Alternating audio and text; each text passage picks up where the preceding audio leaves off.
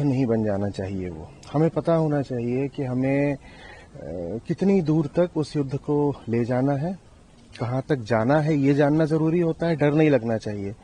अगर जीवन के संघर्ष पुकार रहे हैं या युद्ध भूमि पर युद्ध पुकार रहा है तो डर नहीं लगना चाहिए। तो कहाँ तक जाना है ये पता होना चाहिए। हाँ, हम जा सकते हैं, हम युद्ध कर सकते हैं, लेकिन फिर ये भी पता होना चाहिए कि कहाँ पर रुक जाना है। धर्म, सच्चाई, जीवन के ऊंचे आदर्श, इनकी खातिर अगर कभी लड़ाई करनी पड़े, संघर्ष करना पड़े, कोई आ गया हो उसे मुंहतोड़ जवाब देना पड़े तो ठीक है, इनकी खातिर ठीक है। पर अहम की खातिर या भावनात्मक प्रतिक्रिया हो रही है उसकी खातिर लड़ते जाना वो ठीक नहीं है। और इसमें जो एक और मुद्दा है वो हमें समझना पड़ेगा थोड़ा।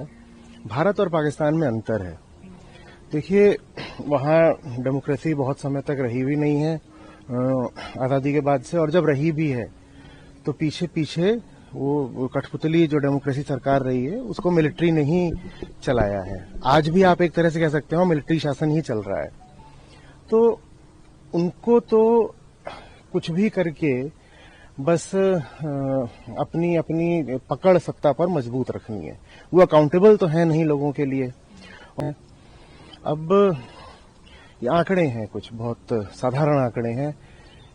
एक फाइटर जेट 2,500 करोड़ का आता है। एक टैंक, मॉडर्न टैंक 100 करोड़ का आता है। एक दिन भी अगर फुल ब्लोन कन्वेंशनल वॉर चल जाए तो उसकी कीमत पड़ती है 30,000 करोड़ से 50,000 करोड़। पाकिस्तान बिल्कुल बर्बादी की कगार पर है, वो दिवालिया हो चुका देश है। और इसमें ये जो मैंने आपको आंकड़ा बोला 30,000 करोड़, 40,000 करोड़, इसमें जो फेटेलिटीज होंगी, माने जो लोग मारे जाएंगे, उनको तो हम गिन भी नहीं रहे, जान की क्या कीमत लगाएं। लेकिन वो इसके लिए तैयार है। वो इसके लिए तैयार है क्योंकि कहीं ना कहीं इसमें उनका छुपा हुआ स्वार्थ है। पर भारत तो पाकिस्तान नहीं है ना। तो हमें सोचना पड़ेगा कि हमें इसको कितनी दूर तक जाने देना है और किस बिंदु पर आकर हमें कह देना है कि हम जो चाहते थे हमारे उद्देश्य पूरे हुए और हम इसको अब अपनी ओर से रोक रहे हैं। वरना तो ये फिर एक मनोरंजन का खेल बन जाएगा ना।